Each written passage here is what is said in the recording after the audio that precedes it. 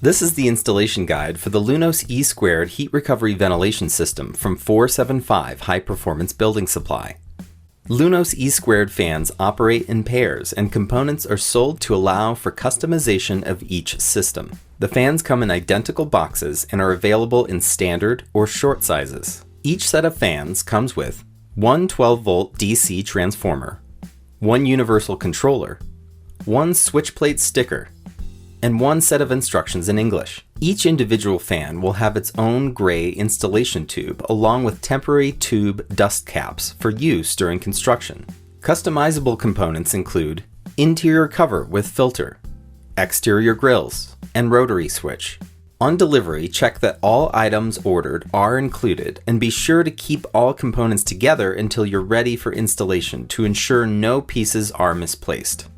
Lunos E² systems operate in pairs. Either one pair or two pairs can be controlled by a single transformer and controller. E² fans can also operate in uneven numbers if using more than two. More on system design can be found in the Lunos manual or on 475's website. This video will focus on basic 1 and 2 pair installations. There are two sizes of fans that you may have received: standard fans and short fans. Standard E² fans are 9 3/4 inches in length and require a minimum wall thickness of 12 inches. Short E² fans operate at a slightly lower efficiency than standard fans, measure 6 3/4 inches in length, and require a minimum wall thickness of 8 inches. Apart from efficiency, length, and minimum required wall thickness, installation and operation of standard and short fan types are identical. To complete installation along with the Lunos E² components you received, you'll need to gather the following tools and materials: a miter saw or handsaw, a 6 3/8 inch hole saw, jigsaw, or other tools necessary for cutting a hole through the exterior wall of your building, extra small Phillips and flathead screwdrivers, standard Phillips and flathead screwdrivers, wire stripper, wire cutter, hammer, multimeter, sharp razor, measuring tape, and marker. Supplies and materials needed are 14 gauge power supply wire, wire nuts, electrical tape, 18-3 single strand thermostat wire, 18 gauge thermostat wire staples, a standard double gang electrical box deep enough to comfortably contain all wires, along with the Lunos transformer and controller,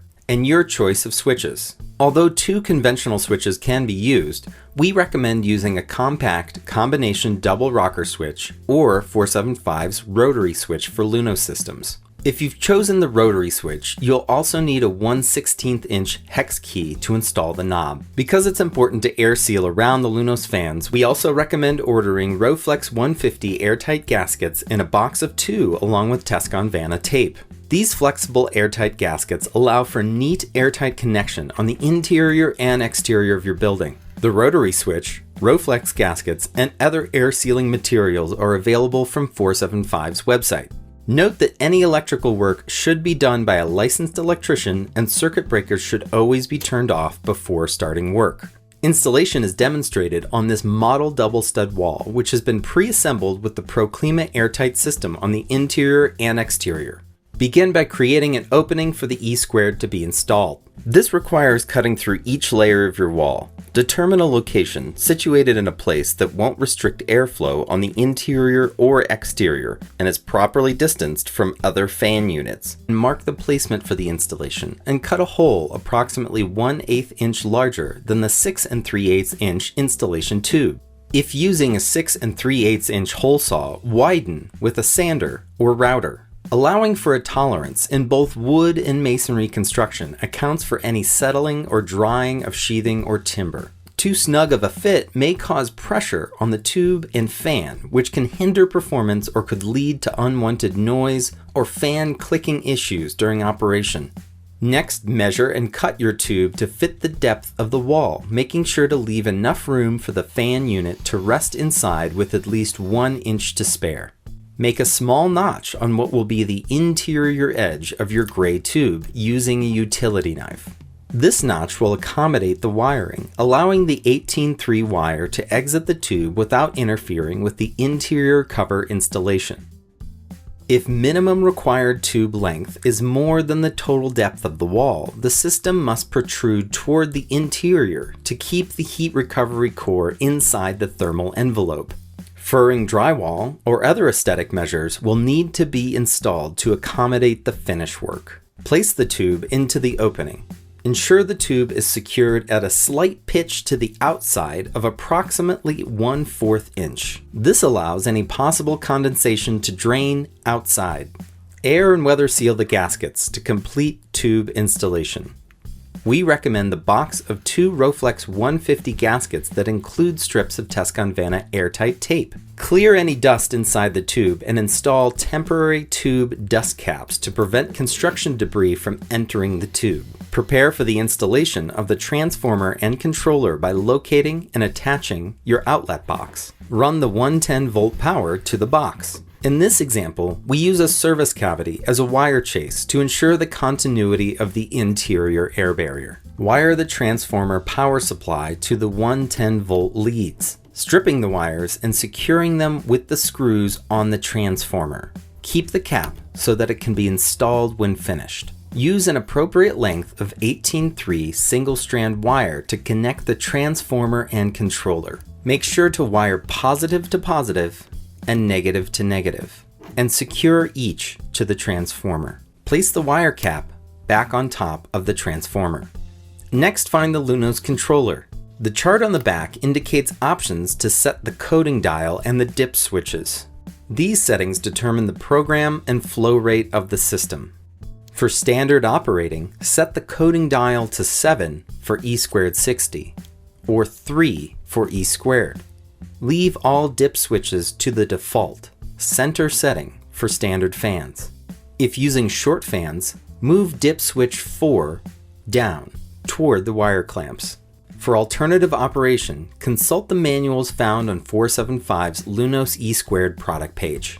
Strip 3/8 inch length of 18-3 wire and push into the correct positive and negative terminals on the controller. Release them by pressing with a small Phillips head screwdriver on the white button. Run lengths of 18-3 wire from each fan to the electrical box. At the box, strip the 18-3 fan wires by 3/8 inch and prepare to insert into the controller in the units section. The ports are signal line 2 for fan 2, signal line 1 for fan 1, followed by negative and positive. Make sure to label wires so you can make correct connections to corresponding fans. We recommend using a short jumper wire to connect positive and negative to 2 or 4 wires going to respective fans. A jumper wire is also recommended for the signal ports if connecting 4 fans. In this case, fan 2 and fan 4 will connect by jumper wire to the signal line 2 port. Fan 1 and fan 3 will connect by jumper wire to the signal line 1 port. These jumper wires mean that only one wire is connected at each controller port. Bind the wires with wire nuts. At the interior of each fan tube, connect the 18-3 wires to each fan by removing the 3-prong plug from the fan wire. Use a small flathead screwdriver. Insert and attach the positive, negative, and signal wires coming from the controller. The signal line goes to the fan's purple wire, the negative to the fan's blue wire, and the positive to the fan's red wire. Please double check your color matching. This is a common issue that can lead to system malfunction. Once tightened, simply plug in to connect and insert plug into the dedicated slot in the housing at the side of the fan. Slide the fan into the tube and push the wire into the notch you had cut in the gray tube. Next, you will connect your wall switches to the controller. We recommend the rotary switch for its intuitive operation and because it won't be confused by users with standard light switches. Alternatively, 2 conventional rocker switches will work. They should be suitable for low voltage. Using combo switches will help ensure there is adequate room for wiring within the double gang electrical box. On the controller, identify the switch wires, black, red, and gray, and note the LED filter indicator light.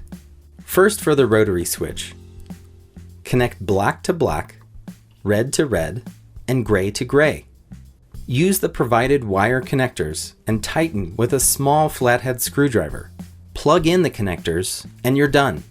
Next, for the 2 rocker switch option. The left switch, as viewed from the front, is the first switch. Connect the black controller wire to the top terminal of this first switch. Now connect the red controller wire to the bottom terminal of the same switch. Jump a black wire from the top left terminal to the right switch. Connect the gray controller wire to the bottom terminal of the right switch to complete switch connection. Finally, for the combination double rocker switch. If we turn the switch on its side, it matches the wiring diagram for the 2 rocker switch option. The top switch, now on the left, is the first switch. Connect the black controller wire to the top terminal of this first switch. Connect the red controller wire to the bottom terminal of the same switch. And connect the gray controller wire to the bottom terminal of the right switch. This model of switch does not require a jumper wire, as the 2 switches are already connected so long as the copper tab has not been snapped off. Fit all components into the electrical box. The LED light should be situated in a place within the double gang box so that it will be visible behind the faceplate.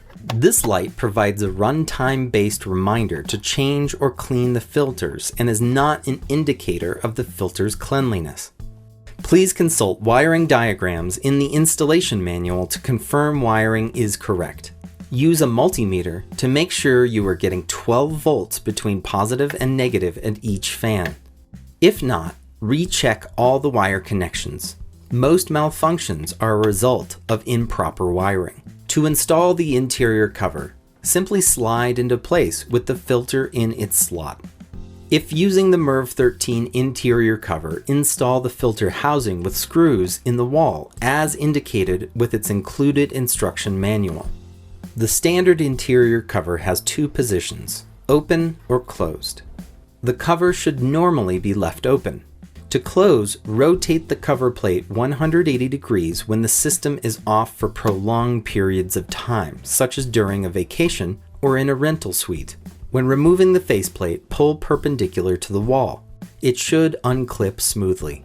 MERV13 covers are opened by pulling them away from the wall at the top edge and closed by pushing, again at the top edge. Sound-reducing covers are also pulled open or closed. Finally, install the exterior grille. Apply exterior-grade adhesive to the facade protection ring before setting it in the tube. Ensure the drip edge is centered at the bottom. The round exterior grille attaches to this ring by tightening the screw brackets that clamp into the tube. Metal exterior covers are mounted to the wall with appropriate screws that are suitable for the mounting substrate. With that, the installation of your Lunos E² is complete.